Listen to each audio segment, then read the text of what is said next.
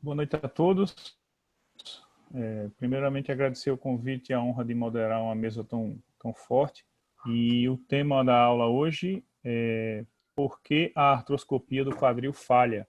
É o 44º episódio do Encontros Virtuais com Amigos Verdadeiros, que foi um sucesso desde o início da pandemia e ainda está sendo com a participação bastante satisfatória de todos os colegas da Sociedade Brasileira de Quadril. Parabéns à iniciativa aí do Marco Jordão, com a Comissão de Educação Continuada, ao Giancarlo, ao Queiroz, todos que estão ajudando. Bem, de 20 às 20h20, temos a aula do professor Dr. Giancarlo Policello. Ele é professor adjunto e doutor da Faculdade de Ciências Médicas da Santa Casa de São Paulo, chefe do grupo de quadril da Santa Casa de São Paulo e presidente da Sociedade Brasileira de Quadril. De 8h20 até às 9 horas, ele vai discutir com os participantes 2 casos clínicos. São eles Samuel Faccioni, que é cirurgião de quadril do Instituto de Ortopedia e Traumatologia de Passo Fundo, Rio Grande do Sul. Dr. Marco Pedroni, que é professor adjunto doutor da Escola de Medicina da PUC do Paraná e diretor de comunicação da Sociedade Brasileira de Quadril. Dr. Marcos Contreiras, de Santa Catarina, chefe do serviço de ortopedia do grupo de quadril do Hospital Governador Celso Ramos, em Florianópolis, Santa Catarina. E o Dr. André Gaudêncio, que é cirurgião de quadril do IP-SENG de Minas Gerais e o Hospital Luxemburgo de Belo Horizonte e membro da Comissão de Cirurgia Preservadora da Sociedade Brasileira de Quadril. Por último, das 21h20 das 21h20, nós teremos as perguntas da audiência. Giancarlo, com você, boa aula. Peço que todos desliguem o microfone para que não haja interferência durante. Obrigado, Raul. Obrigado, Queiroz, pelo convite. Os senhores estão vendo minha tela e estão ouvindo a minha voz? Os senhores estão vendo minha tela e ouvindo minha voz? Sim, doutor Giancarlo. Obrigado. Então, eu agradeço o convite. Por que a artroscopia do quadril falha é o tema de hoje? Então, por que uma artroscopia do quadril falha? Pode falar por uma indicação, pode falhar na técnica. Técnica seria tração, osteoplastia e cicatrização, que é mais comum. Tem outras falhas, óbvio. Só que se a gente fosse falar de todas as falhas, ia demorar muito tempo. Falha por complicações, falha pela reabilitação inadequada e o último, não sei por que falha, mas eu faço ideia, no final eu vou lhes falar da minha ideia e a palavra fica aberta aos senhores também para que façam ideia, porque isso vai ajudar a todo mundo que faz artroscopia, com certeza. Por favor, os senhores, se possível, contribuir, preencham, respondam as questões no Telegram, que vai nos ajudar muito a ter uma noção de como está o panorama de quem faz artroscopia no Brasil. Então, a falha na indicação, isso aqui é um perigo, né? Se a gente for olhar nos assintomáticos, veja que numa revisão sistemática de mais de 2.000 quadris assintomáticos, acharam CAMI em 37%, pincer em 67% e lesão do labro, que é o pior, 68%. Então, a chance da gente encontrar um paciente em que nós façamos um diagnóstico equivocado é muito grande. Por isso que tem que tomar muito cuidado. E aqui está um grande motivo para falha nas artroscopias. Um exemplo é esse aqui. Paciente do sexo masculino, de 44 anos de idade, jovem, foi operado por um outro colega em julho de 2014, reoperado de reconstrução labial em janeiro de 2015, ou seja, o caso já tem 5 anos de seguimento. Vejam que aqui, quando eu recebi esse caso, parecia que tinha uma osteoplastia incompleta. Veja que no fêmur a osteoplastia dele era bem completa, comparada com o outro lado. Se a gente for olhar nessa incidência, parecia que tinha um impacto residual aqui, que é a grande causa, e todo mundo já sabe disso, das reoperações, né? Comparado com o fêmur bem operado. E o outro lado, onde há, então, um CAMI. Então, aqui está bem evidente que ele foi operado razoavelmente. Então, olhando assim, o ângulo alfa bem restituído, comparado com o outro lado, depois nós vamos ver o outro lado dele. Aqui, a radiografia de frente, tinha lá esse bico aí no acetábulo, que eu achei que era um bico anormal e que tinha sido deixado o impacto residual aí. Na questão de artrose, essa incidência que eu prefiro, que é o falso perfil, para determinar se esse paciente tem artrose, não havia diminuição do espaço supraexterno, tinha só o bico de osso aqui, que eu imaginei que fosse isso aqui a causa, então, do impacto residual dele. Vejam que o ângulo alfa foi muito bem restituído e ficou aqui, então, o impacto residual foi esse o meu diagnóstico. Comparem com o outro lado, que era mais ou menos semelhante, como o outro lado ainda tem um impacto. Vamos lá. E a gente fez, então, refez a borda lá. E aqui o pós-operatório, o bico aqui no pré-operatório, aqui sem, né? Não havia impacto subespinal, como aqui pode até sugerir, mas não havia impacto subespinal. E aqui também no pós-operatório, antes e depois, antes aqui a borda excessivamente grande, aqui depois a borda já com a osteoplastia realizada. Né? Então aqui comparando antes e depois, aqui antes e aqui depois. Então, aparentemente estava tudo certo, em 2015 já tinha um mês de pós-operatório e esse paciente ficou com dor persistente. A dor dele era até pior do que na segunda cirurgia. Então já tinha agora todas as bases e fundamentos para uma cirurgia bem feita, todas as bases e fundamentos para um diagnóstico bem feito de um impacto residual e o paciente com dor persistente. E uma característica que nos chamava a atenção era que essa dor era desproporcional. Então, dor desproporcional sempre me chama a atenção. O paciente muito mais dor do que o normal. Normal é aquela dor que vai e vem, que o paciente lembra todo dia que tem dor, que lembra que algo errado tem no quadril, mas não desproporcional. Quando o paciente tem uma dor desproporcional, começa a nos chamar a atenção. No exame físico, esse paciente tinha o teste de Grava positivo. Então, o que é o teste de Grava? A abdução forçada e a flexão do tronco forçada. Esse paciente deve, com essa manobra, referir dor aqui na região da sínfise pública. Aqui, esse indivíduo que está nos ajudando aqui é o Eduardo Abreu, de Manaus, nosso amigo, que foi nosso ex-estagiário, muito bom estagiário, por sinal. E aqui a técnica, então, a gente reoperou esse paciente, agora na sínfise pública, e eu utilizei a técnica de Grava modificada. O que constitui a técnica? A mesma técnica do Grava, mas com a mesa de tração sem poste, em abdução máxima, para tensionar maximamente os abdutores, e de frente para a sínfise pública. Então, essa é a modificação. A gente fica de frente para a sínfise pública, e a técnica de Grava em si, a tenotomia do reto e dos adutores, remoção do disco, com curentagem, do disco intersinfisário, né? Com curetagem da sínfise, perfurações ósseas na região da sínfise e dreno. Usa dreno para não fazer grandes hematomas no escroto, principalmente dada a abertura que a gente faz logo acima do escroto. E isso não é infrequente. Vejo que agora, 29/9, paciente que já tinha sido operado do quadril também em outro serviço, esse aqui é o adutor longo dele, olha o tamanho dessa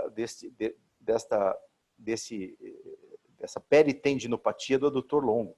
Então aqui um filme desse mesmo paciente, observe o tamanho da peritendinopatia do adutor longo, aqui já a sínfise pública, aqui a porção lateral, a sínfise está mais para medial aqui, e essa aqui a ultrassonografia do adutor dele. Então outro paciente agora, recentemente, está com o mesmo problema, já tendo sido operado do quadril de um lado. Então isso não é tão infrequente quanto a gente imagina. Quanto à questão do impacto femoacetabular, intuitivamente faz sentido. O paciente tem bloqueio ósseo, tem tecidos moles ali alterados, entretanto, a literatura ainda não pode assegurar que a intervenção cirúrgica previne a artrose e previne o risco de prótese de quadril futura. Na verdade, o que a gente tenta é melhorar a dor dos pacientes se fizermos um diagnóstico bem feito. Porque se a gente não fizer um diagnóstico bem feito, nem isso nós vamos conseguir. Então tem que ter muito cuidado no diagnóstico, saber quantos pacientes assintomáticos podem ter problemas no quadril e cuidar com isso, né? Muita gente chega no meu consultório falando, o outro doutor lá falou que se eu não fizer uma artroscopia do quadril eu vou ter artrose. Isso não é verdade, a gente tem que tomar muito cuidado, não há elementos na literatura que nos suportem isso. Também, o artigo de 2020, bem recente, não tem nem referência direito ainda, não está publicado na literatura, só está publicado online. Aos 2 anos, em paciente, um estudo muito sério, porque é randomizado, controlado, a osteoplastia, em 2 anos, a taxa de recuperação foi significativamente menor. Ou seja, quando bem indicado, você vai ter um bom resultado aos 2 anos com a osteoplastia, diferente de só fazer reparo do lábio os resultados já estão com estudos randomizados, controlados, mostrando que há diferença. Então, eu gosto muito desse tipo de exame físico. O exame físico é muito importante, né? Porque se a gente tem um exame de imagem que pode nos sugerir coisas inadequadas, o exame físico é muito importante. Então, as zonas patoanatômicas, eu respeito muito estas imagens, a zona 1, a zona 2, a borda inferior do reto abdominal e tendão conjunto do anel inguinal, 3 diretamente sobre a sínfise e 4 na inserção dos adutores. Então, como que a gente diferencia para aprender com aquele caso, essas zonas anatômicas? Às vezes é muito difícil diferenciar a pubalgia da pubalgia atlética, da osteite púbica. Então, existem vários elementos no exame físico, na radiografia, na ressonância magnética, mas mesmo assim, é muito difícil fazer o diagnóstico. Então, é importante fazer testes anestésicos para que a gente consiga verificar onde está exatamente a causa e a fonte da dor desse paciente. Então, qual que é a curva de experiência naquele que começa a indicar direito e fazer direito para evitar que falhe a sua artroscopia? Veja que a maioria dos pacientes nesse serviço em Nova York são de baixo volume cirúrgico, 8.041 pacientes nesse estudo, 251 especialistas envolvidos, e levou em consideração a taxa de revisão da artroscopia em 5 anos. Veja que aqueles que têm mais experiência indicam mais cedo e operam pacientes com menos idade. Então, os outros que têm menos volume indicam mais tarde a artroscopia do quadril. Isso é um diferencial já bastante visível aqui já nesse trabalho. E isso é interessante também, o volume cirúrgico desses médicos. Vejam que começa a uma taxa de reoperação de 12,3%. Quando coloca uma linha nessa taxa de reoperação de 12,3%, sobra que esses pacientes têm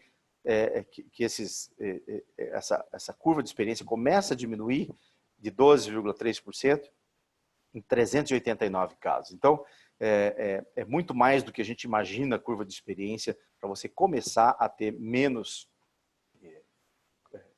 risco de reoperações nos seus pacientes. Risco de artroplastia total do quadril também. Vejam que os cirurgiões que têm grandes volumes têm bem menos risco de artroplastia em todas as faixas etárias desses pacientes.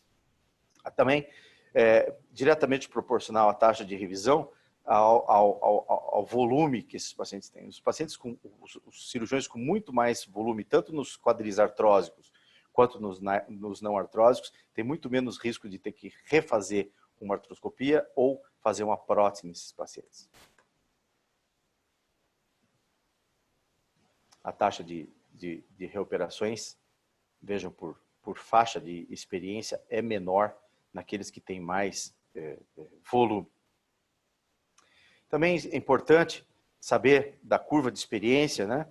Uma revisão sistemática, e vejam que interessante, 2.000 artigos identificados, só 15 inclusos, e a gente fica muito feliz de descobrir que esse artigo reflete a minha experiência pessoal nos primeiros casos, e vejam que a experiência dos casos depois de um certo tempo tem mais índice de complicação do que os primeiros. Esse foi o único trabalho que mostrou isso. Conforme a sua curva de experiência vai aumentando, o nível de complicações também vai aumentando. Por quê? Porque você passa a fazer cirurgias mais complexas.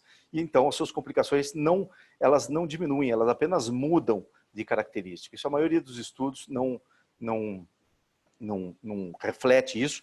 E o nosso estudo conseguiu refletir isso, principalmente na curva de experiência. Então, as suas complicações elas não vão diminuir, elas vão simplesmente mudar até você ter um número de casos que eu considero pelo menos 150 casos para que se possa ter uma curva de experiência mínima. Então, com a progressão da curva, a diminuição da taxa de complicações, do tempo de cirurgia e da tração, diminuição da taxa de reoperações, e aqui esse estudo ele tem um espectro muito grande, de 20 até mais que 500 casos para se considerar que o indivíduo tem experiência. Eu acho isso um exagero, de 20 até 500 é muita coisa. Segundo, por falha técnica na tração, na osteoplastia, na cicatrização, e muita gente fica perguntando, se eu não fechei a cápsula, e agora? Vai complicar esse caso? Eu deveria ter fechado essa cápsula. Então, não há evidência suficiente que fechar a cápsula vai te livrar de falha na sua artroscopia. Superioridade do reparo da cápsula ainda está em estudo. Não se pode sugerir o reparo de rotina da cápsula, a não ser em alguns casos, principalmente daqueles pacientes que têm muita frouxidão cápsulo-ligamentar. Outro trabalho mostrando que nas artroscopias de revisão os pacientes melhoram, porém não tanto quanto as primárias, e a osteoplastia incompleta é a principal causa de reoperação. De 5 a 14% dos casos de revisão são por conta disso.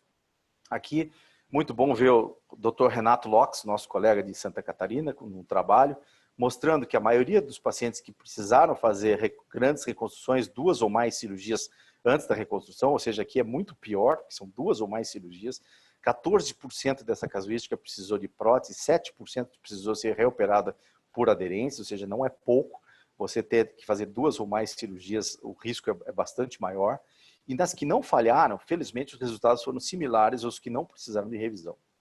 As aderências e o impacto residual foram os achados mais comuns, como a literatura é praticamente unânime em falar sobre isso aí. Outra revisão de literatura, revisão sistemática, de 348 casos em 5 estudos, mais uma vez, afirma que o impacto residual é a principal causa de falha, taxa de recuperação de 5% em 2 anos, por nova artroscopia ou prótese em 2 anos.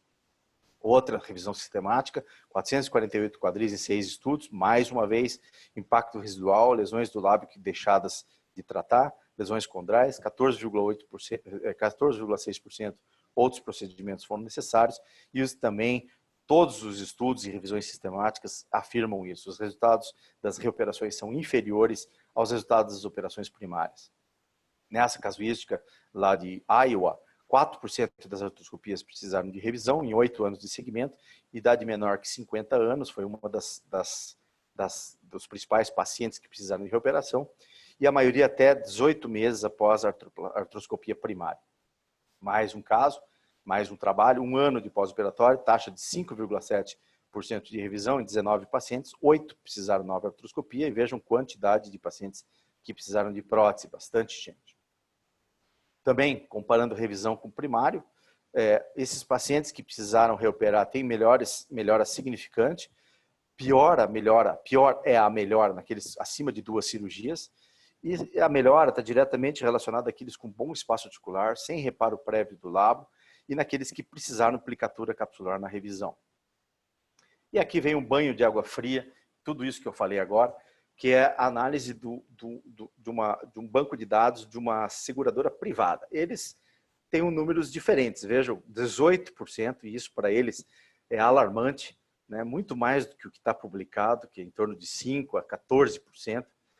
Idade acima de 40 anos, tabagismo e artrose pré-existente como causas principais, e aqui aparece pela primeira vez que eu li, as comorbidades psiquiátricas, depressão e ansiedade como fator causal de reoperação e não melhora desses pacientes. Esses pacientes têm maior taxa de revisão e falhas na artroscopia do que aqueles que não têm isso.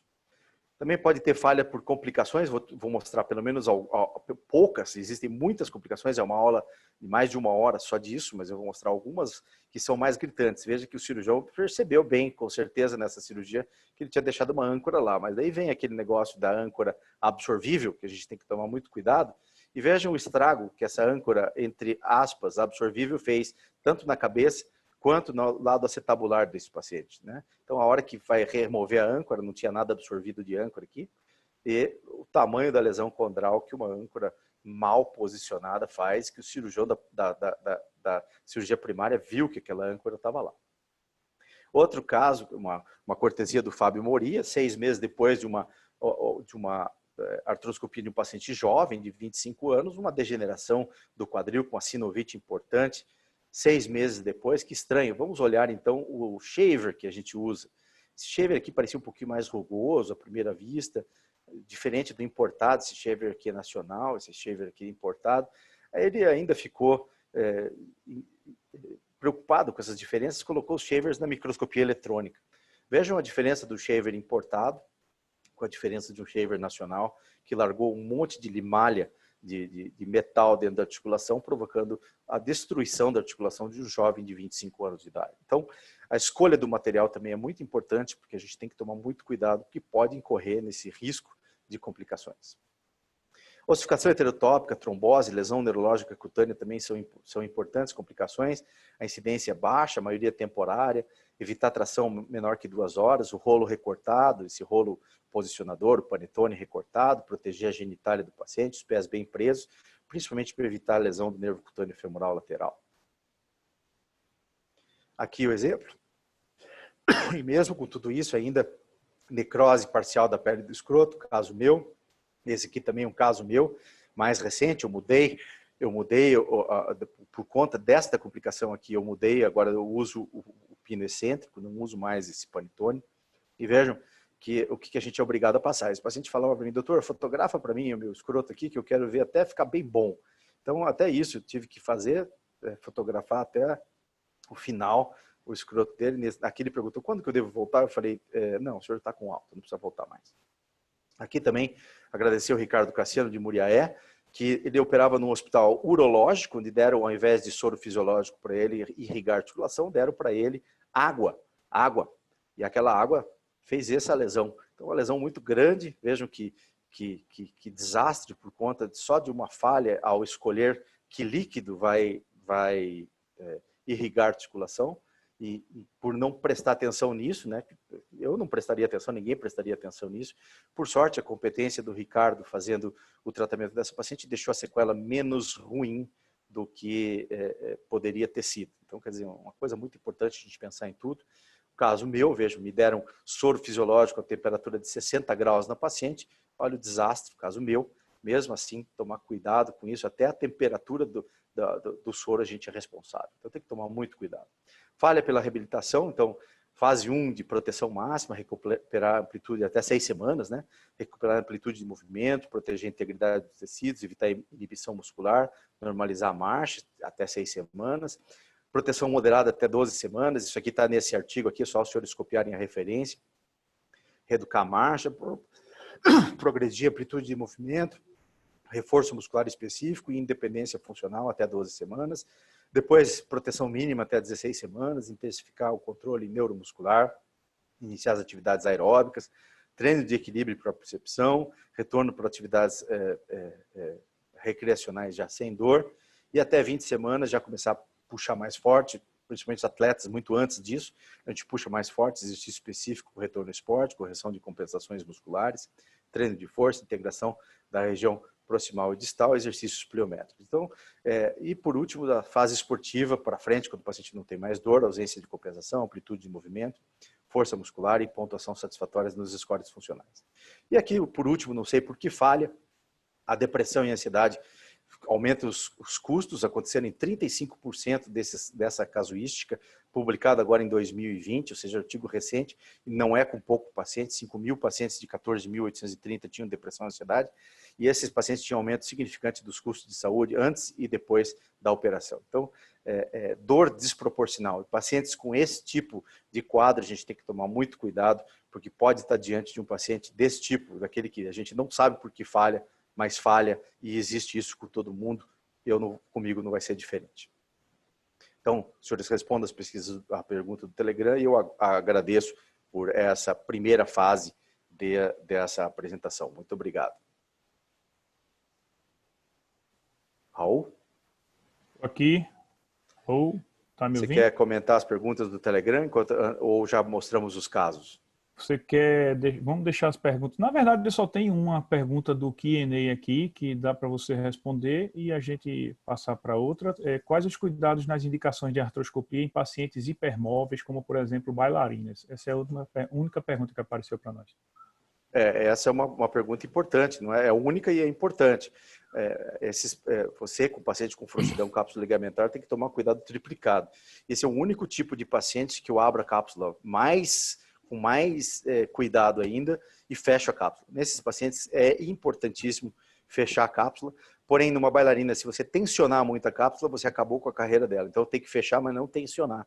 Porque se a gente tirar movimento de um bailarino ou de um paciente que precisa daquela frouxidão cápsula ligamentar para exercer bem o seu esporte, você condenou ele a não conseguir mais realizar aquele movimento com maestria e então, consequentemente, você acaba com a possibilidade de fazer que ele volte ao esporte.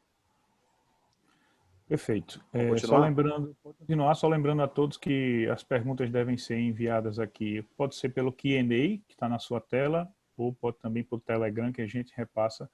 pode seguir com os casos clínicos. Então, caso 1. Deixa eu só colocar minha câmera aqui para ver os senhores. Caso 1. Se puderem abrir a câmera agora, o Pedrone, Contreiras, o Samuel, o André. Esqueci de alguém, não? O Samuel, Marco Pedrone, Marcos Contreiras, o André Gaudêncio são os 4 participantes da discussão. Tá. Por favor, abram a câmera para nós. Obrigado. Está bloqueado, não consigo abrir. Então, Nice, por favor, Nice. Deixa ele abrir a câmera, Nice. Então, o primeiro caso, o paciente já tinha sido operado. Quando a gente vê, eu pedi o filme da cirurgia, quando a gente vê assim, bandeira do Japão, eu vou tocar o filme para diante, porque a cirurgia foi uma sofrência. Vejo que o paciente continuou com dor, mal conseguia enxergar, não tinha espaço articular, vários momentos a imagem ruim. Então, volte e meia ele conseguia enxergar, tirava um pouquinho do labrum. Eu vou adiantando aqui o labrum tinha uma lesão aí, ó, ele está cutucando aí, tinha uma lesão, não fui eu que operei esse caso. Conseguiu chegar lá na articulação, sentiu aí uma lesão, tinha uma lesão duvidosa, ficou ali palpando um bom tempo, depois volta, foi mexer atrás, e aqui a cirurgia inteira com bastante sofrimento, aqui nas partes moles, bandeira do Japão de novo, aqui mostrando uma lesão condral que foi feita ali então a microfratura por baixo da lesão condral, não foi mexido aqui, tampouco foi mexido na articulação, na região do pincer que ele tinha ali. Então, bastante sofrida a cirurgia, mesmo do compartimento periférico, bastante sofrido, né? Praticamente não dá para ver nada durante a cirurgia. O que eu consegui ver foi isso, sinovite, alguma sinovite, muito pouca visibilidade. Então, o que você acha, Pedrone, quando você vê um caso desse, assim, que tem muito pouca visibilidade, um paciente como esse, continua com dor? Ele estava pior depois do que da primeira cirurgia.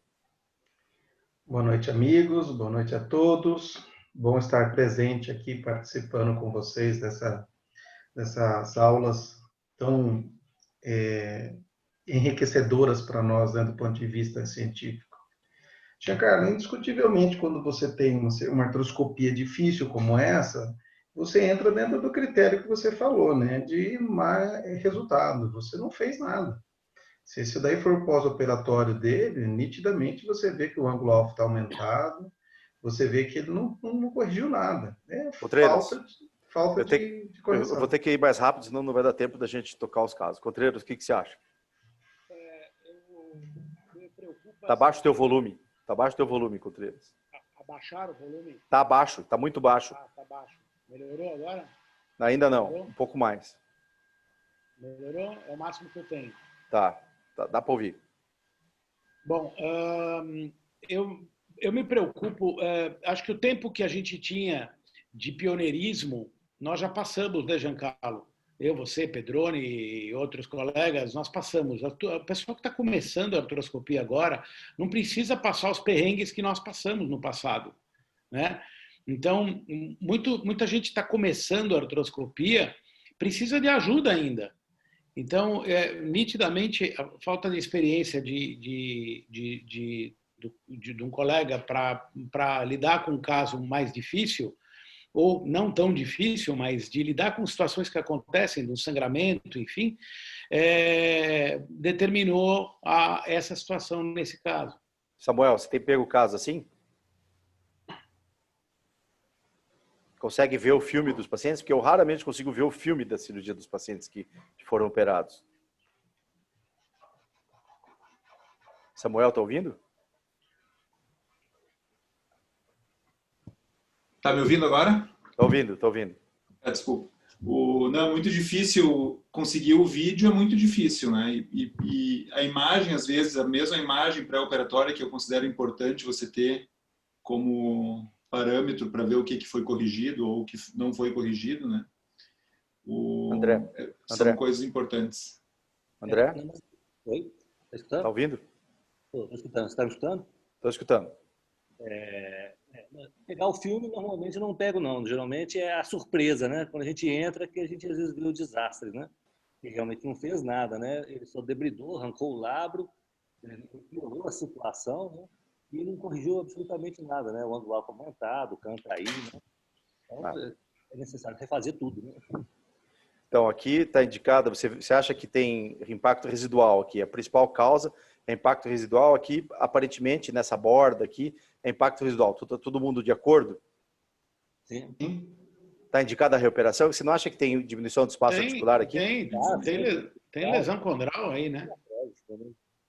Você acha que tem diminuição do espaço articular? Acho. E quando você olha essa radiografia aqui de falso perfil, você acha que tem diminuição do espaço ou pode ser uma superposição por uma retroversão dessa espinha ilíaca aqui? Presta bem atenção, isso que eu tenho bastante dúvida às vezes. Veja que eu acho que a espinha ilíaca se sobrepondo aqui, ó, dando a impressão que é uma diminuição de espaço. Eu gosto muito, nessa hora, quando eu vou indicar, de ver bem esta diminuição de espaço aqui, ó. Se a gente não tem diminuição de espaço aqui, eu não considero muito a diminuição do espaço anterior. O que vocês acham? Rápido, André. O que você acha? Eu acho que na incidência Leguesden aí realmente tem uma impressão menor de tem uma preservação do espaço articular. Eu acho que daria, pelo menos, para tentar investir no... Samuel? Concordo. Pedroni? Sim, principalmente paciente jovem. Contreiras, você entra preparado para fazer uma osteoplastia da espinha ilíaca, mesmo não tendo impacto subespinal, e sim pela retroversão aqui, você faria uma osteoplastia da espinha ilíaca por conta desse detalhe da radiografia? Não tenho certeza. Eu acho que eu gostaria de ver outros exames, talvez uma tomografia com 3D, mas a retroversão é muito importante nesse caso aí, hein? É bastante importante essa retroversão. Eu não sei se a gente você simplesmente fazer a retirada disso, você pode até piorar a situação desse indivíduo. Isso é uma coisa importante que você chamou a atenção, mas eu não me lembro da 3D, não sei se vai ter, eu acho que tem 3D aqui, não sei se tem 3D, mas tem essa aqui. O que você acha dessa tomografia? É um impacto residual aqui? Parece, né? Essa borda? Parece. Sim. Então todo mundo está de acordo que parece ser um impacto residual. Pedroni, você entra preparado para fazer o que aqui? Será que esse lábio está ausente, presente? Você entraria com um lábio de enxerto aqui, não? Não. Quando você me perguntou aí na pergunta anterior se eu achava que isso daí tinha ou não, como eu faço extra-intra, eu consigo ver perfeitamente quando eu entro de extra-intra se tem impacto subespinhal. E isso é muito fácil de a gente perceber no extra-intra, né? E não, geralmente não entro preparado para enxerto não, viu, Giancarlo? Tem um detalhe aqui, Pedroni, tem um detalhe. Você vê se o paciente tem impacto subespinal quando é um tipo 3. Agora, esse paciente tem retroversão, ele pode ter um impacto dinâmico. Sim, para analisar retroversão, aí sim, eu peço outras incidências, eu peço a tomografia, eu preciso de uma boa radiografia AP centrada na pulpe para você ver se tem aquela imagem da coxa profunda, se você tem a visão da espinha isquiática, né? Então, tudo isso, né? Ó, eu não consigo ver muito bem a espinha isquiática, vou pensar numa retroversão acetabular completa aí, ó. Não penso. Eu pensaria mais no impacto de um pincer mesmo, uma sobrecobertura. E como eu faço extra-intra, eu vou tirando o osso por cima do labrum e por cima da cartilagem, e eu já falei isso algumas vezes, vou repetir, eu aprendi com vocês, o nervo que cresce, lembra-se, quando eu estava no estágio com vocês, que você falava para mim, o cutâneo femoral é o nervo que cresce. Quando eu faço esse tipo de abordagem no impacto tipo pincer, eu falo, é o labrum que cresce. Porque eu consigo chegar na junção condrolabral se ela não estiver rompida, Giancarlo, e eu crio, entre aspas, um labrum ali. Entendi. Mas se ele tiver, olha aqui, ele tem um ângulo alfa aumentado. Dá para ver esse bump aqui. Quantos anos tem, Giancarlo? Não me lembro. 37 anos, paciente. 37 anos, dependendo do valor do índice acetabular dele, se você tratar melhor esse pincer ou esse CAN aqui dele, ele fica bom. Entendeu? Independente se ele vai ter labrum ou não. Não é isso que vai fazer eu acho que tem que tratar esse impacto que não foi tratado de forma adequada. E esses cistos aqui, André, o que você acha do paciente que quando tem cisto na borda, assim, ó, já começa cisto na borda, você fala alguma coisa para o paciente, você fica preocupado em ver cistos assim na tomografia? É sinal de processo degenerativo, né? Que já tem uma artrose inicial aí, né? E como a gente viu na própria imagem do vídeo que você mostrou lá, ele cutucou lá e o labro estava todo degenerado. Esse caso especificamente, se eu tivesse visto esse vídeo, eu acho que eu entraria para fazer a reconstrução do labro. Como é que você reconstrói, André? Como é que você reconstrói? Eu faço com o pessoa mesmo da face alada. Aqui em Belo Horizonte não tem a facilidade de banco, né? Então a gente faz aquele enxerto mesmo, manual mesmo, né? Aumentando aí um tempo de mais de 1 hora aí. Samuel, como é que você faz quando você tem cistos assim na borda? Esses cistos aí por si só, eles são cistos que indicam um prognóstico bem ruim em termos de evolução, né? A gente sabe que os índices de falha eles aumentam bastante com esses cistos. Com o que você reconstrói quando não tem labro nenhum? Por exemplo, o cirurgião tirou todo o labro. Eu costumo fazer uma labralização da cartilagem do acetabular. Remove um excesso, digamos assim, de parede para tornar aquele labro um pouco mais, aquela cartilagem um pouco mais sobressaliente. Aqui nesse caso é difícil, né? Porque o Contreras chamou muito bem a atenção. Se você se empolgar numa osteoplastia aqui, você pode deixar descoberto anterior e posterior, né? Pedroni, você põe o que de enxerto de labro aí? Giancarlo, eu nunca fiz um enxerto de labro, Giancarlo. Eu nunca peguei pacientes que eu precisasse, porque quando eu fazia as retiradas de labro no início, sabe? Eu ressequei muito labro. Como o Contreras falou, eu aprendi, inclusive com você, em 2002, cara. 2002 a gente começou a fazer, eu ressequei. Eu mostrei até um caso num webinar aí que eu operei esse cara depois de 5 anos e acredite em mim. Eu mostrei o vídeo de eu ressecando o labro e quando eu operei ele, Giancarlo, eu tirei labrum dele. Ele fez um depósito de fibrina ali, não é que o labrum regenera, mas ele faz um depósito de fibrina ali que ele praticamente reconstituiu. Tem gente que afirma que o labro chega a regenerar tem alguma metaplasia ali dessa cartilagem, mas eu prefiro não acreditar que vai acontecer isso, porque só eu vi um relato disso aí. Mas então, eu te mostro o vídeo, eu tenho isso, não é um labro perfeito, mas tinha uma sobreposição, eu pego com bisturi e tiro, mas eu nunca fiz uma reconstrução labral, Giancarlo, porque na maioria das vezes o que eu faço é isso que eu te falei. Eu vou ressecando de fora para dentro até achar a junção condrolabral. E aquilo ali fica. Quando tem um pincer muito grande, e eu não peguei depois, acho que alguns meses ou anos que eu não pego um pincer tão grande, eu não precisei reconstruir. Onde eu aprendi do jeito que eu aprendi foi com a reconstrução de face lata mesmo. Contreras? Bom, eu não tenho, eu faço reconstrução de labrum, mas eu não indico quando eu tenho condropatia.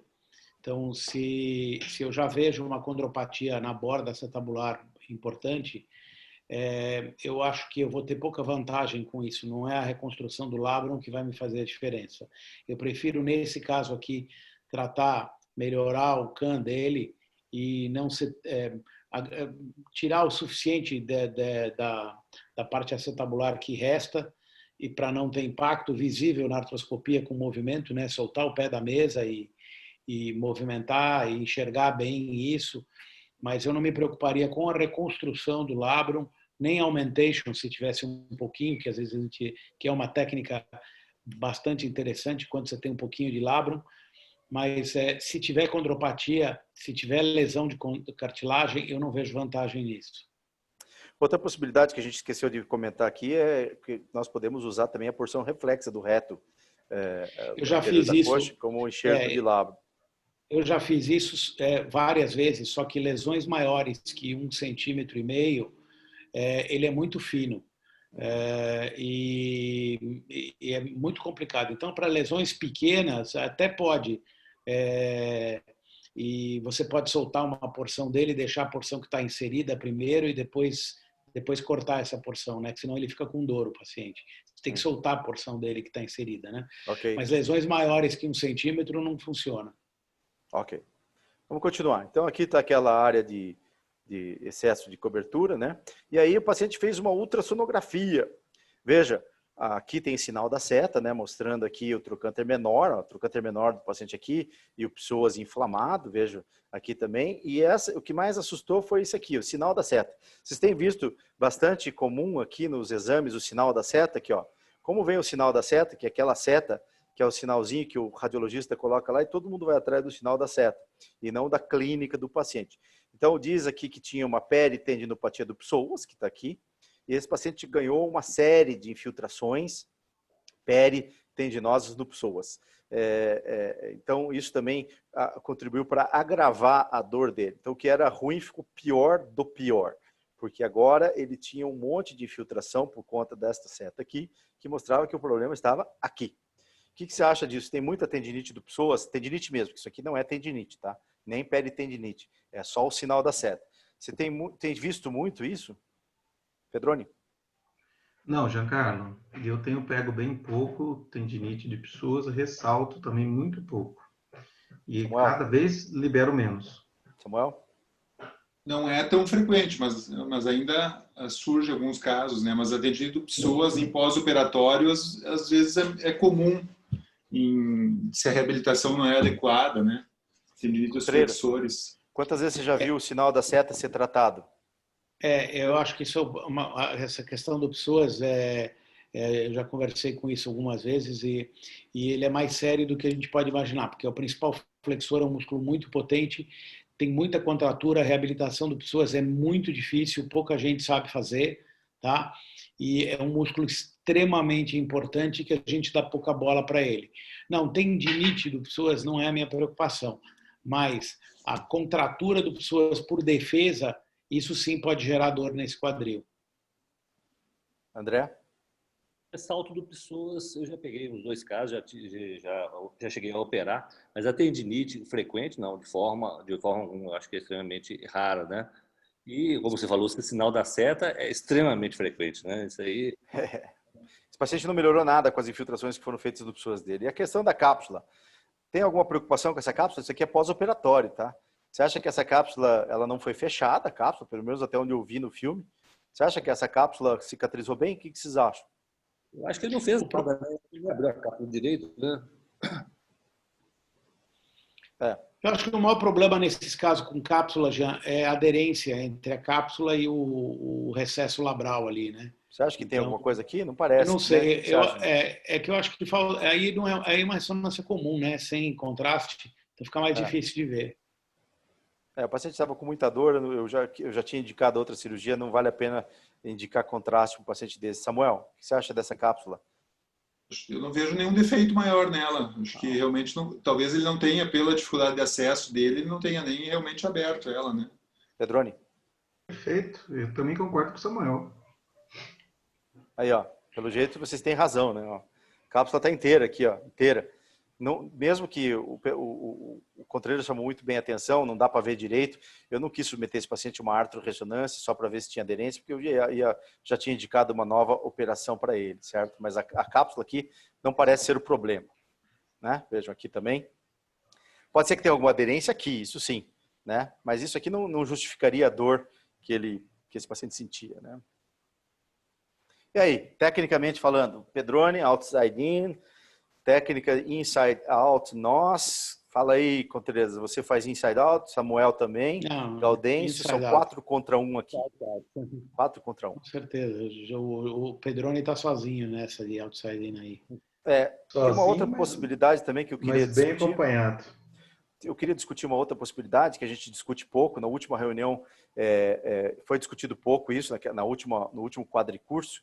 Você pode fazer inside out sem tração, que é uma coisa que a gente pensa pouco e às vezes não faz, mas você pode fazer inside out sem tração. Então, quer dizer, ela não é um outside in e nem uma inside out. Ela é uma inside out sem tração. Qual que é a frequência que os senhores usam isso? Eu uso com uma certa frequência. Já vou lhes mostrar no próxima imagem. André? Eu nunca fiz inside out sem tração. Samuel? Utilizo quando eu tenho dificuldade de tração em pacientes que têm uma cobertura exagerada, né? Então eu inicio pelo compartimento periférico. Aí você não faz outside in.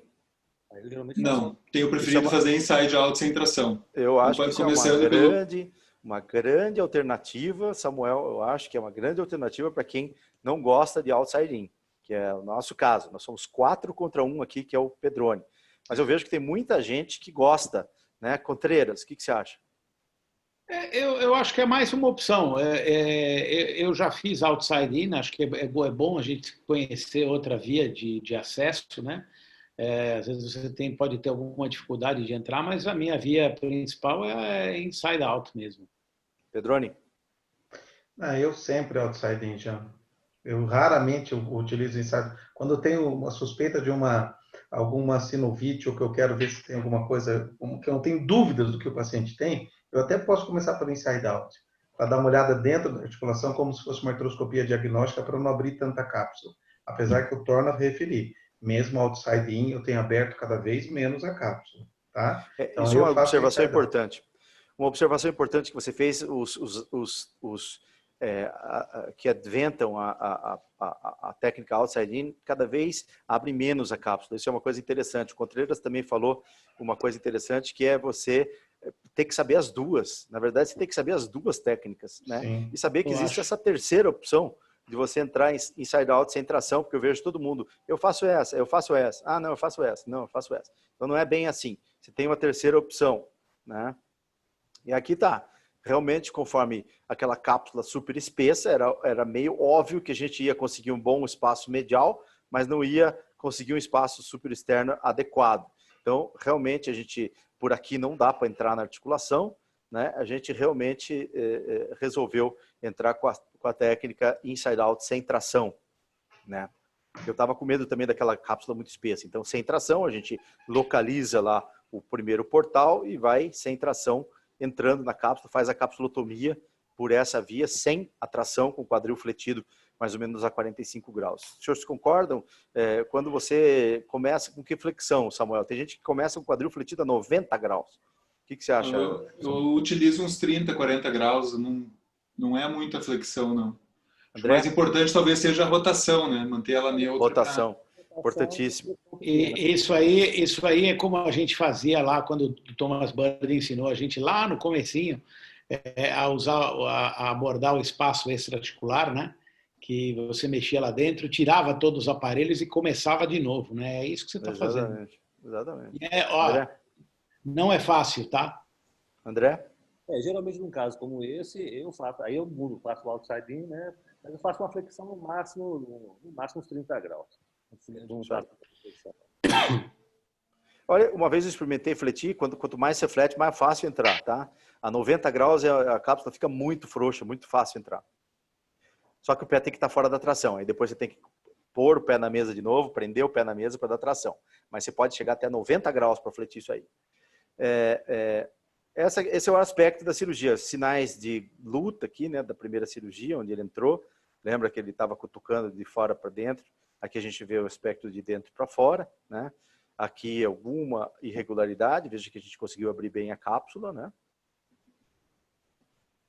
Vai para cima da cápsula e aqui notem que há uma lesão que não foi reparada. Tá vendo? A lesão continua aqui. Você tem encontrado lesão simplesmente não reparada? A lesão estava aqui, ó. Talvez a técnica, talvez o fato do cirurgião não ter conseguido olhar de dentro para fora, por isso que é importante ver e cutucar. Não ter conseguido olhar de dentro para fora, acabou nisso. Ó. A lesão estava aqui o tempo todo. Veja a distância entre o labro e a cartilagem. Veja que aqui foi onde ele mexeu, né? Mas a lesão está aqui, ó. Né? Mais ou menos às 3 horas é aqui. O que você acha disso? Você tem visto com uma certa frequência ou você vê mais quadril já reparado, onde você tem que tirar todo aquele material de síntese para poder mexer antes? Pedroni? Eu acho que... Impacto residual, geralmente a gente vê, né, Jean? Falta mesmo. A lesão não reparável do labrum, ou né, não ressecado, ela entra dentro do impacto residual. Então, ele não corrigiu o impacto e não suturou a lesão labral que ele tinha. Contreras. Isso denota para mim a nítida falta de experiência do colega que entrou, que não sabia o que fazer aí. Na verdade, por sorte, ele não fez tanto estrago, porque ainda tem o que fazer aí. Samuel? Né? Às vezes é pior. Essa lesão ou ela não foi reparada na primeira artroscopia, ou ela pode, pelo impacto residual, ter acontecido depois, não sei o intervalo de tempo. Bem possível, outra possibilidade. Mas aqui, se isso fosse verdade, que é uma possibilidade, aqui também teria erosão, concorda? Porque esse labro estaria fazendo erosão nessa área aqui, ó. E a gente não vê erosão nessa área. Provavelmente foi uma lesão que foi deixada mesmo, né, André? A impressão que eu tenho é que ele realmente não reparou, né? Ele tentou, não conseguiu fazer nada, né? E até machucou mais a parte. Veja, Samuel, aqui, ó. Isso aqui comprova mais ou menos aquilo que você falou, né? Teria uma lesão aqui, ó, e não tem. Né? Veja que realmente não foi mexido nessa lesão. Eu vou para frente. Aqui foi feita, então, a osteoplastia que não tinha sido feita, né? A parte bem anterior da articulação. super externa, super lateral. Aqui o buraco que estava lá, olhando agora de fora para dentro, a osteoplastia. E a reparação do lábio que estava até que ele estava intacto. O colega não tirou o lábio, ele deixou o lábio, estava lá, ó. Ele estava lá o lábio. Então, às vezes a gente pensa que não vai ter lábio, se prepara com um monte de enxerto, etc. E está lá o lábio, né? Como o Pedroni falou. Às vezes também você faz uma osteoplastia um pouco estendida e já passa a enxergar algum tecido que pode virar metaplasia. Aqui, então, a reparação, né? Depois daquele lábio. Veja que onde estava solto não havia erosão. Né? O que você acha desse prognóstico agora, olhando depois do que eu consegui oferecer para esse paciente, foi isso aqui. O que você acha do prognóstico agora dessa reparação, André? Eu acho que o prognóstico melhorou muito, né? Naquele primeiro vídeo que você passou, eu tive a impressão que ele tinha arrancado o lábio todo, né? Também tive. Entrei preparado para reconstruir o lábio com enxerto. Agora eu realmente surpreendi, né? Realmente acho que ficou muito bom. Eu Samuel? acho que o prognóstico vai ser Ótimo. razoável, né? Ele tem 30 anos, né? 37. A única coisa, a questão é que ele tem já algumas alterações, provavelmente degenerativas, né? Aqueles cistos. Ele tinha feito microfratura na primeira, não ficou bem fez uma claro microfratura embaixo daquela cartilagem que virou uma... embaixo dessa cartilagem aqui, ó. Talvez até aqueles cistos da tomografia sejam por ali, né? Pode ser. Contreiras? Eu sempre acho que tem que falar para o paciente que ele tem um quadril bichado, né? Que um dia esse quadril pode voltar a trazer algum problema para ele, né? Pedroni? Mas acho que ele tem chance de melhorar a dor.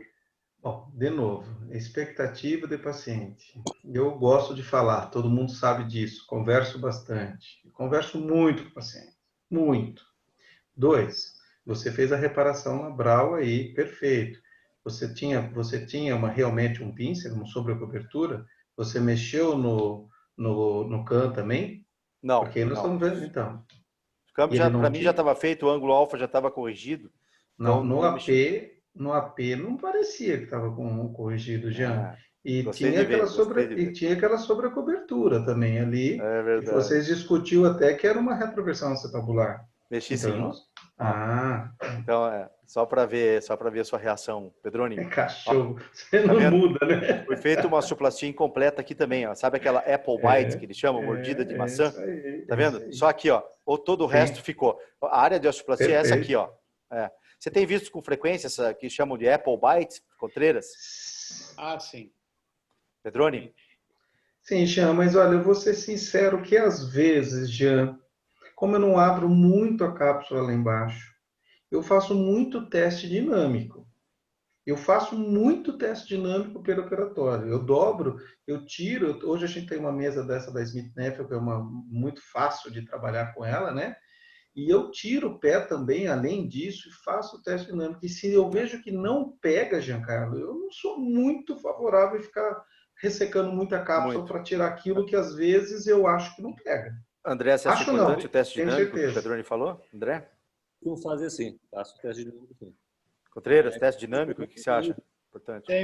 Sempre. O que eu vejo, Giancarlo, com uma frequência grande, eu tenho visto, é gente tirando muito aí a parte anterior, né? Muito. Às vezes tirando 30% aí desse... É melhor tirar pouco do que muito, né? Eu acho que é melhor tirar pouco do que muito. Você precisa fazer até uma reemplissagem depois, para Samuel, selar de novo, porque se você pudesse escolher... Eu faço teste dinâmico, mas eu uso na correção do câmbio, eu uso bastante o intensificador da imagem para confirmar. Certamente, se você pudesse escolher, você escolheria que o indivíduo tirasse pouco, como aqui, do que muito, concorda? Com certeza. Muito é pior, né? Muito é pior, todo mundo está de acordo com isso. Aqui foi feita uma osteoplastia que melhorou bastante o aspecto, né? Então, vamos continuar, que senão não vamos ter tempo. Aqui, ó, pós-operatório, e aqui continua. Aqui. E esse herniation pit aqui, você se preocupa, tem que cavucar ele lá? Eu não cavuquei, deixei ele lá. O que vocês acham? Deixa quieto. Deixa quieto. Pedroni? Geralmente, eu não vou até o final dele. Se eu vejo que tem, como eu falei, eu faço o teste dinâmico. Se eu acho que ainda está pegando alguma coisa, eu vou lá e vou tirando um pouquinho. Se ele não está no meu caminho, eu não enxergo ele, ó, na cirurgia, eu não vou ficar cavucando também. Não faço isso. Samuel? Eu não costumo remover ele todo, não. Eu deixo ele eu deixo ele simétrico à correção do câmbio que eu desejo, né? André? Nem me preocupo em remover, não. Eu também não. Mesmo que ele estava fora da zona de impacto, né? Então aqui, ó, ficou lá o cisto, abri um pouquinho ele, ficou lá. Osteoplastia melhorou bastante, né? O trajeto da âncora. Isso. Trajeto da âncora, tem que tomar cuidado, porque esse trajeto aqui, ó, varou para a pelve. Então, aqui, se você não tomar cuidado, você acaba com uma âncora dentro da pelve, principalmente bem anterior, né? Às 4 horas, tem que tomar muito cuidado. Aqui, aqueles cistos, provavelmente daquela lesão condral, né? E esses cistos, então, já discutimos. E aqui, ó, 3D pós-operatório. Tá aqui as 3 âncoras que a gente colocou. O que vocês acham da 3D? Melhora da osteoplastia. E aqui a osteoplastia acetabular, mesmo com essa retroversão, o que a gente faz tem que fazer uma osteoplastia maior, né? O que você acha destas imagens, agora 3D, Gaudêncio? Acho que isso realmente ficou muito bom, né? Foi removido todo o CAN, né? Você fez a osteoplastia também do pincer lá, ficou excelente. Samuel? Tá ótimo. Contreiras? Eu acho que melhorou bastante. A gente tem que tomar cuidado no acetábulo. Eu mesmo já tive situações que tirei muito acetábulo e tive desastres depois, né? Então, Pedroni? retirar acetábulo tem que ter Perigoso. cuidado. Concordo plenamente com o meu amigo Contreiras. E, de novo, se nós olharmos essas imagens, parece que na região lateral, né, e superior, você tem um restinho lá de CAN, exato. Mas, de novo, é o que eu falo, acabei de falar para vocês. Eu faço o teste dinâmico nesse paciente. Eu faço abdução, flexão, rotação interna e externa, tiro, às vezes, o apoio central para você ter espaço para fazer isso. Se isso não está pegando, mesmo que no raio-x, na ressonância, pareça que tem alguma coisa residual, eu tenho certeza que não. Então, está perfeito já. Aqui pós-operatório, tá? Continua com o Lequesne bem... Aqui é o pré, né? Pré e pós-operatório. Continua com o Lequesne bem sem artrose. E a cápsula, ó. Cápsula. Não abri muito a cápsula. Voltou a cicatrizar a cápsula. Então, vejam que a cápsula não é tanto problema naqueles pacientes que tem CAMI, né? E que tem impacto tipo pincer e CAMI com retroversão. A cápsula só não abri muito, que ela se fecha sozinha. E esse foi uma sorte que a gente teve, sem aderência. O paciente evoluiu bem. Outro caso, eu vou querer... Agora a gente está com o tempo meio exíguo. Talvez eu vou passar o caso bem rápido, só para a gente poder ganhar tempo e terminar no horário. Caso 2, uma paciente do sexo feminino, veja só, ela fez uma cirurgia dor persistente. Fez uma artroscopia, não tem o filme dessa paciente. Dor persistente. Aqui parece que tem um sinal do cruzamento, né? Tem alguma coisa assim. 33 anos de idade, dor persistente. Um caso como esse, mulher agora, caso de uma mulher, o que você acha? Tem um pouco de frouxidão capsulogamentar essa mulher. Quantos anos? 33. Parece que ela tem uma coxa profunda, parece um pouquinho também, não tem? Não parece. Não? Não me pareceu. Porque a incidência que eu mais gosto de ver... Quanto tempo ela tem de artroscopia? 1 ano e meio. 1 ano e meio. Parece que aqui, ó, eu gosto... Essa incidência para mim é fundamental. Eu, olhando aqui que tem espaço articular, já fico mais tranquilo, mesmo com alguma protrusão acetabular ou com alguma coxa profunda, você pode seguir adiante. O que é importante é o falso perfil. Bom, mulher 33 anos com dor persistente tem algumas coisas que a gente tem que levar em conta. Outro dia o Renato mostrou numa das aulas o quanto que a gente está se importando com a questão funcional desse paciente, né? Da parte muscular desse paciente. Isso é extremamente importante. Tá? Essa é uma paciente bem dedicada, fez tudo que fisioterapia que você possa imaginar, reabilitação, core. Fala uma técnica aí que ela fez tudo, que ela é bem dedicada e mesmo assim continuava com dor. Flexão, adução, rotação interna dolorosa, tinha limitação da rotação interna, tinha uns 15 graus de rotação interna. Então, ela não tem uma anteversão pélvica não, né? Parece não até parece. um ilete, não parece um ilete? Nessa P, ó, né? Não pareceu aqui. Não. Se eu soubesse que você precisaria dessa incidência, como não me chamou a atenção, eu deixei assim. Não é, porque assim, ó, mulher, 1 ano e meio pós-artroscopia, eu já peguei várias aqui em Curitiba. Você mesmo me falou, juntamente com o Dr. Armin São Paulo, que a pior dor é a artrose concêntrica inferomedial. Então, quando você tem um pouquinho de coxa profunda, mulher, cara, e a mulher com pincer, então, tem que conversar muito bem, porque a dor residual não é incomum. Não sei a experiência dos colegas, até queria ouvir a opinião dos colegas. Eu tenho visto muita aderência que começa com dor depois de perto de 1 ano depois da cirurgia. Tá? Então, o paciente evolui bem nos primeiros 6, 8 meses e aí ele começa a voltar a ter dor igual a antes. Você vai estudar, esse cara tem aderência à cápsula labral. Geralmente, vamos resposta telegráfica agora, senão não vai dar tempo da gente terminar no horário. André, geralmente eu também acho isso, eu concordo com o Contreras. Depois de 1 ano é que começam os problemas. André? A esse paciente, eu faria um exame físico minucioso para ter pesquisa de instabilidade, como você me sugeriu. E Não tinha instabilidade no exame físico. Não tinha instabilidade. Parecia mais que era impacto residual mesmo. Ah, tá. Eu pediria uma artrorressonância dela também. Também, como eu indiquei a reoperação, eu evitei agredir o paciente, entendeu? Não fiz isso. Samuel, você evita também fazer punção antes de uma artroscopia ou de uma reoperação? Na artroscopia de revisão, se eu tenho dúvida, aqui parece que é um impacto residual pela restrição da rotação, mas algumas vezes eu indico um teste terapêutico para ter certeza do... Nesse caso, essa paciente pode falar. Não sei se é um impacto residual ou essa cápsula está muito espessada. Tá bem espessa, hein? Está esquisito, né, essa cápsula, tá vendo? E parece que ela tem uma descontinuidade proximal ali. Não sei. Aqui não. Não é? Aí não, ó. Tá aí, ó. Tá vendo? Perfeito, perfeito. A cápsula estava ok. Eu sempre estudo a cápsula mesmo. Eu acho importante, Pedrone, que você falou. Paciente com frouxidão, você tem que saber se essa cápsula está...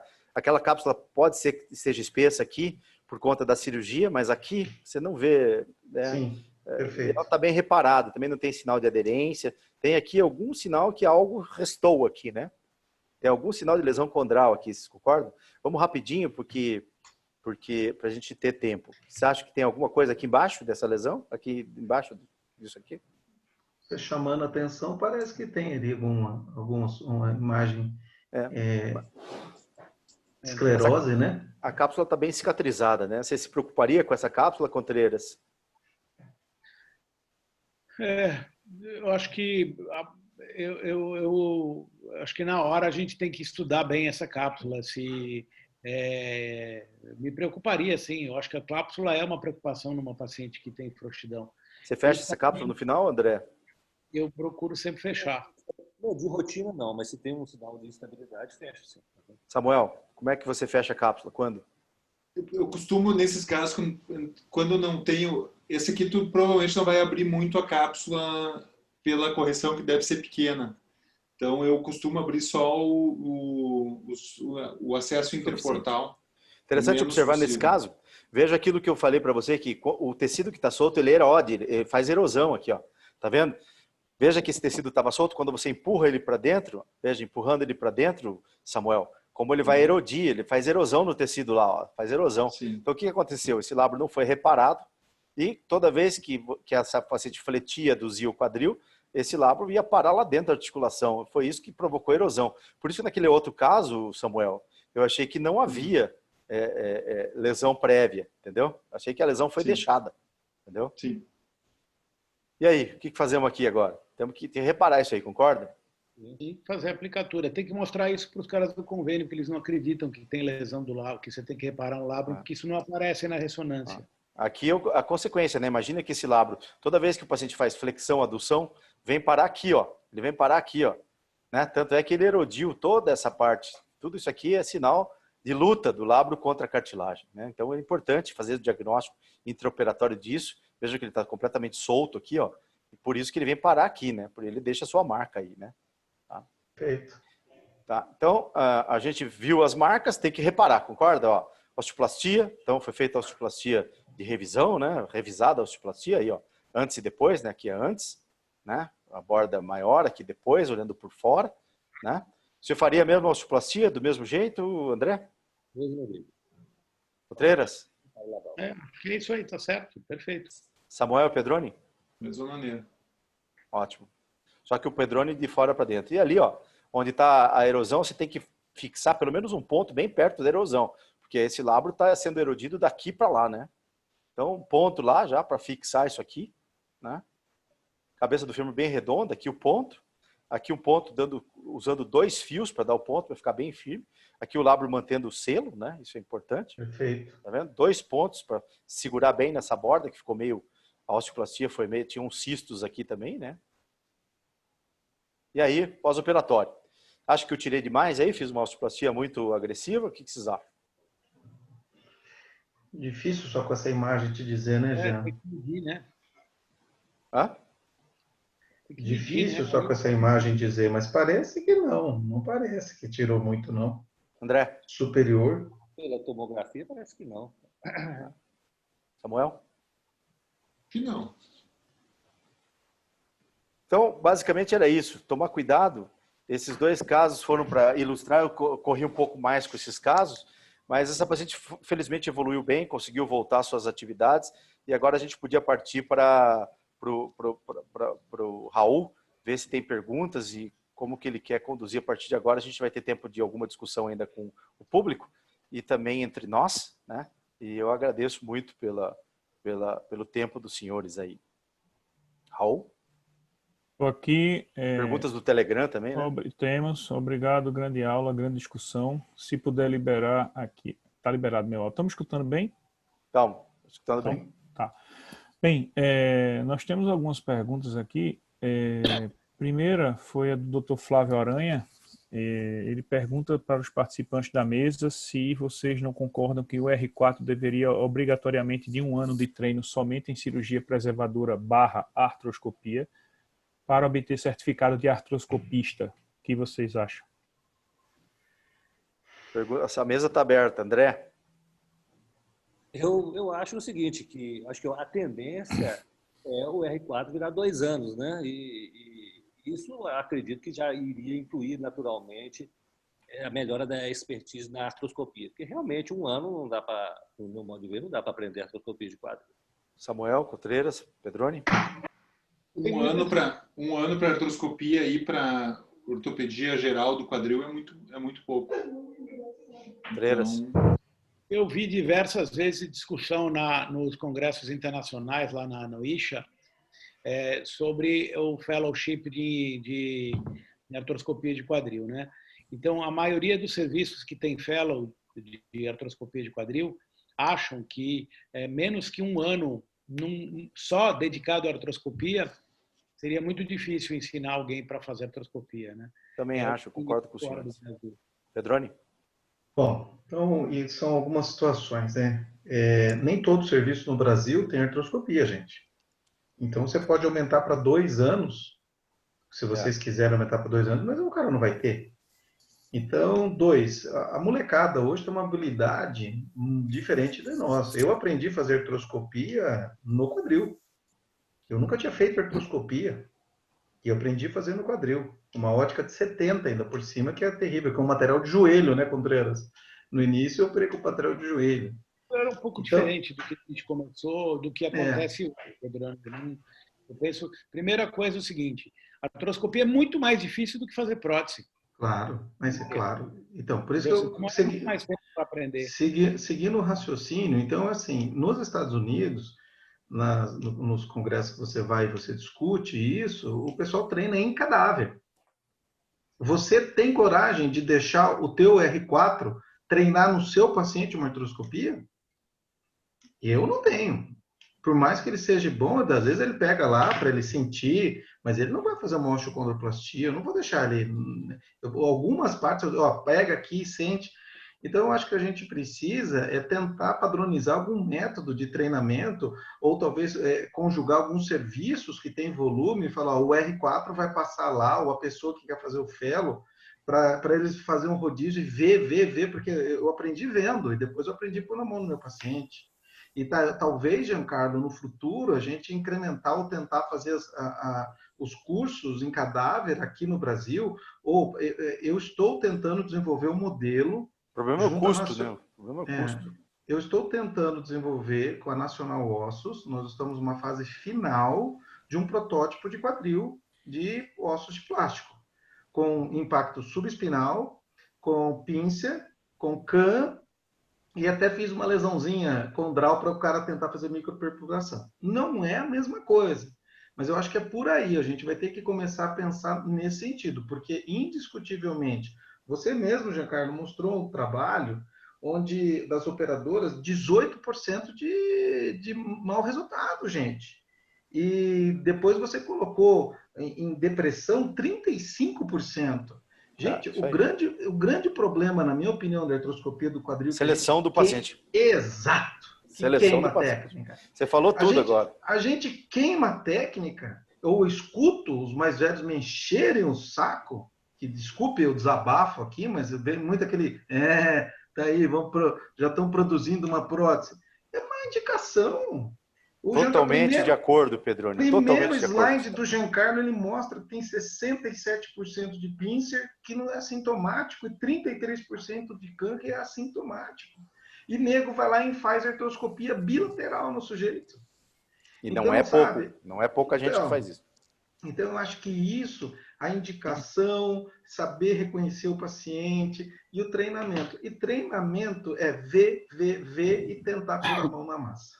Raul, abre sua câmera aí, vamos continuar com as perguntas, por favor. Raul, abre sua câmera e continua. A minha câmera está bloqueada. Por favor, Nici, libera a minha câmera. Libera a câmera de todo mundo aí, Nici. Hoje tem pouca gente, ó. Vamos aí. Bem, vamos seguir. A próxima pergunta, ela cai mais ou menos no mesmo tema, que tanto o Fux quanto o Moria, eles questionam o seguinte. No primeiro caso, não teria sinal de alto risco de falha da artroscopia? Qual a opinião de vocês sobre não fazer uma preservadora e partir direto para a prótese? E o Moria também questiona que no Lequesne, até quanto se aceita para fazer uma nova artroscopia ao invés de ir para a prótese? Só vou responder, só deixa eu começar a responder a primeira. O paciente de 37 anos de idade que joga tênis, que surfa, que faz outros esportes, que corre, você não pode simplesmente dizer vamos fazer uma prótese que está tudo certo, entendeu? Não dá, simplesmente não dá para fazer isso com o paciente. Mesmo só a ideia da prótese, quem opera muito paciente, inclusive bilateral, põe a musiquinha do Alfred Hitchcock atrás no consultório e fala para o paciente, você vai precisar de uma prótese. Então, com essa musiquinha e com a palavra prótese, os pacientes ficam apavorados, creia, e chegam a operar 4 lados. Como eu vi um casal tem quantos quadris?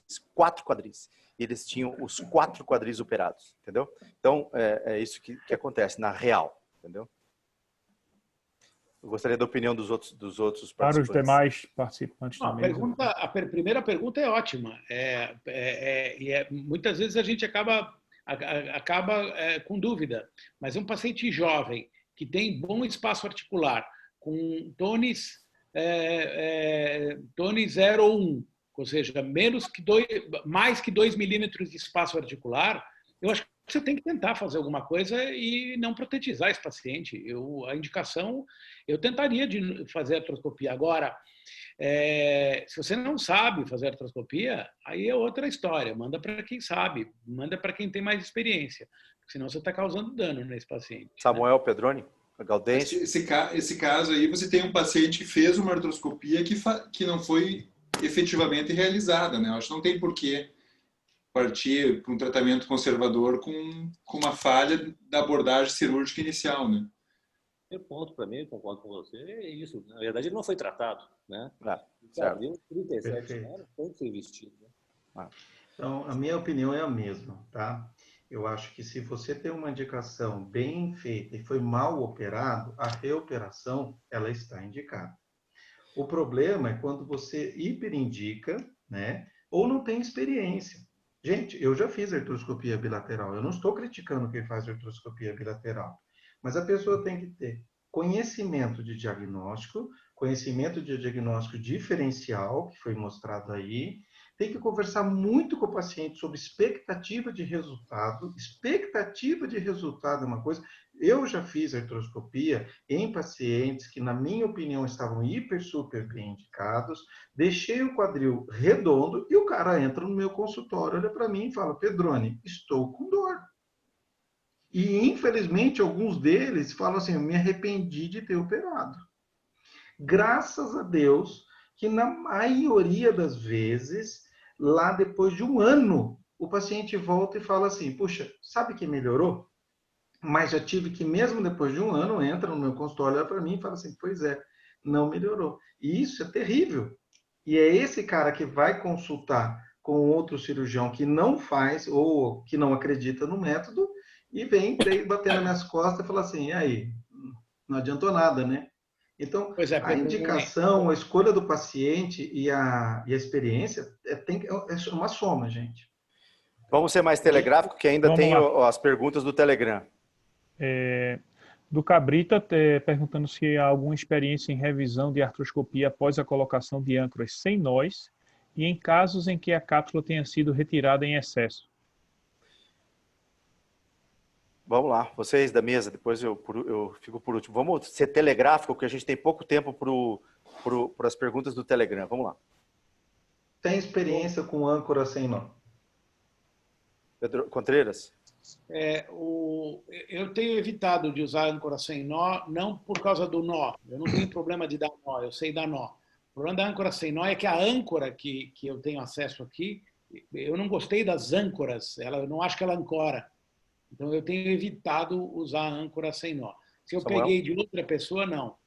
Eu tenho pouca experiência com âncora sem nó, usei raríssimas vezes. André? Já fiz com âncora sem nó, mas prefiro a âncora com nó. Eu gosto da sem nó, eu gosto da que eu uso a push lock.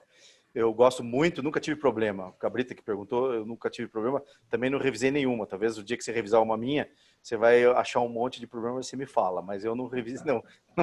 Ainda não tive problema nenhum com as push locks.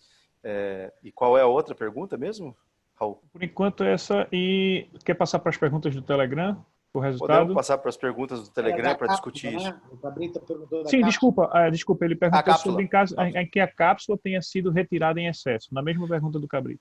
Já tive casos que luxou o quadril, que não meu também, mas eu já vi casos que o indivíduo foi lá, se empolgou na capsulotomia, ou capsulectomia, e o quadril luxou. Então tem que tomar muito cuidado, principalmente naqueles casos com paciente com frouxidão capsuligamentar ou displasia, que o Monari comentou aqui com displasia é uma pegadinha, hein? O Monari falou disso, é muito importante que o Monari escreveu aqui, tá? Então, gostaria da opinião de vocês, bem telegráfico agora, senão não vai dar tempo. Cabrita, quando o Renato Locke estava lá nos Estados Unidos, ficando um ano lá, eu tive junto com ele e a gente fez um treinamento em cadáver para sutura de cápsula com banda iliotibial de cadáver, tá? Então a gente treinou bastante e aqui nós fizemos alguns casos, poucos, 2, 3 casos. Se você não tiver a banda de cadáver, é muito difícil, porque com o trato iliotibial, ele é muito mole, ela acaba se desfazendo, tá? Então, se você tiver tecido de cadáver, até dá para fazer, mas é difícil. Vamos lá. Bem telegráfico, vamos lá, senão não vai dar tempo. Reconstrução de cápsula, eu nunca fiz. Também não tenho experiência, não. Mesmo. O que eu tenho é com aberto. Aí fiz aberto com o tibial anterior, funcionou. Funcionou bem e integrou bem. Futuramente posso mostrar a ressonância magnética desse paciente. Com âncora, tanto na borda, no ramo ilho púbico, quanto na porção anterior do colo do fêmur. Vamos lá, Raul. Vamos lá. Para as questões, aqui as questões estão encerradas. Tem só uma questão sobre fisioterapia, como avaliar a reabilitação deficitária para todos, mas só temos 4 minutos. Se você quiser, a gente pode responder vamos telegraficamente. Como avaliar a reabilitação deficitária do paciente? Não dá, é tudo superposto, né? O paciente que tem dor, ele pode ter dor por uma osteoplastia inadequada, por reabilitação, tem um monte de coisas aí que podem... Por isso que a gente deve evitar que tenha que fazer uma revisão. Aos demais colegas, rapidinho. O mesmo. A reabilitação onde não funciona, não vai funcionar. Ok. Em relação às questões do Telegram, podemos passar para elas. Passa que nós temos 3 minutos só. Questão 1. Quanto a fazer artroscopia do quadril? As questões eram: já faço, não faço mais, quero aprender, e não faço, mas quero aprender a indicar. Então, são 55% já fazem, 30% não faço, mas quero aprender a fazer, e 15% não faço, mas quero aprender a indicar. Então, 55% já fazem a artroscopia. Na questão número 2, quanto ao número de casos que eu já fiz, 57% responderam que fez menos de 20 casos, 6% responderam que fiz entre 20 e 50 casos, 4% fiz entre 50 e 100 casos, 16% fiz mais que 100 e 18% fiz mais que 500. Terceira pergunta, minha maior causa de revisão, mau resultado ou complicações. 58% respondeu a osteoplastia incompleta, 9% a aderência cicatricial, 2% a infecção e nenhum respondeu TVP, restando 30% com nenhuma delas, mas tive complicações. E aí eu emendo, algum de vocês faz profilaxia para TVP no pós? Eu faço. Eu também faço. Atualmente tenho feito. Já tive alguns casos. Ah, não, para TVP não, para ossificação heterotópica, desculpa. Não, para TVP não faço. Eu tiro o paciente rapidamente da cama, dou carga o máximo que pode. Não faço. Ok. Eu faço por 10 dias. Obrigado. Questão 4, ainda com relação à falha na artroscopia. 9% respondeu que minhas artroscopias nunca falham, 86% que alguma das minhas artroscopias falham e nunca tive problemas legais por isso, e 5% que algumas das minhas artroscopias falham e tive problema legal por isso. Falhou porque não fez o suficiente ainda, porque vai falhar, alguma coisa vai falhar. Provavelmente. É estatística. Só esperar que vai fazer, vai falhar. Na quinta questão, já faço artroscopia e acho que o número de casos onde senti segurança foi 38% respondeu letra A, 20 casos, 27% respondeu letra B, 50, 11 responderam a letra C, 100 e 24 acima de 100. E a última questão, mesmo indicando e operando bem, já tive pacientes que simplesmente não melhoraram. 97% já tiveram e apenas 3% não. Então, acho que recai naquela sua questão. Ou seja, moral da história de tudo isso que a gente discutiu hoje, a artroscopia do quadril falha? Falha. Por que falha? Muitas vezes a gente sabe, muitas vezes a gente não sabe. Então, eu agradeço muito aos participantes, Pedrone, Contreiras, Samuel, André, a gente está respeitando o horário, Raul, Marcelo Queiroz, e eu queria chamar o Marcos Giordano para falar sobre a programação da segunda-feira, o Ricardo Horta, desculpa, Marcos, você vai falar sobre o quadricurso rapidinho, quarta-feira, quer falar sobre o quadricurso na quarta? Aqui, você me pegou de calça justa, eu estou sem o programa aqui. Não tem problema, melhor o nosso tenente falar sobre a programação da semana que vem, mas todo mundo está convidado para o quadricurso. Quadricurso, quarta-feira, às 8 horas da noite, 5 para as 8, está todo mundo na sala já. Por favor, Ricardo Horta, está na sala? Ricardo? Bom, boa noite. Parabéns, Jean, pela aula, pelos casos. Parabéns aos debatedores pelos comentários, doutor Raul pela condução, Marcelo Queiroz pela programação. Semana que vem, dia 19 de outubro, o encontro virtuais, o tema vai ser dignidade e valorização profissional. Será uma mesa redonda convencional, será feita a abertura pelo doutor Jean Carlos, o coordenador de sala será o doutor Márcio Valim do Espírito Santo. Serão 5 palestras referentes a esse assunto. O primeiro é uma palestra do doutor Eduardo Abreu, de Manaus, sobre cooperativa de honorários, qual é a realidade atual. O doutor Cláudio Marques, de Pernambuco, vai falar sobre a experiência com a negociação em Pernambuco. O doutor Oswaldo Pires vai falar sobre medicina baseada em valor e novas formas de negociação e remuneração. Teremos a presença de um auditor de convênio, doutor Leonardo Pelucci, de Minas Gerais, que vai falar para a gente sobre códigos e implantes na cirurgia do quadril, como evitar as glosas e negativas. E um dos convidados é um advogado especialista em direito médico, doutor Joseni Teixeira, de São Paulo, vai falar para a gente sobre cooperativas médicas, o que diz a lei. Depois disso, nós teremos 25 minutos de discussão. Nós vamos encerrar um pouquinho mais tarde para ter mais tempo de perguntas. Ok. Ricardo, boa noite. Parabéns, Ricardo, pela iniciativa. Excelente ideia da gente discutir também alguma coisa do nosso lado financeiro, viu? A SBQ é uma entidade fundamentalmente científica, mas a gente deve começar tem associados que querem essa opinião, apesar que a gente não pode fazer muita coisa, mas pelo menos dar o conhecimento, o caminho das pedras, eu acho que é uma obrigação da sociedade. Então, Eu agradeço muito a todos. Jean, Opa, posso só fazer um comentário? Claro. Porque a gente nunca deve deixar o presidente sem resposta, né? Marquinhos Pedroni me mandou aqui. Quarta-feira, o quadricurso vai ter a aula de cinesiologia do quadril e da marcha pelo nosso colega de Goiás, Luciano Lucindo, e depois vai ter uma mesa redonda com discussão afeita a biomecânica, tá bom? Obrigado, Jean. Muito obrigado a todos. Obrigado, Marco Giordano, todos que participaram. Agradeço demais a presença de todos. Obrigado, boa noite a todos. Obrigado, boa noite a todos. Até a próxima.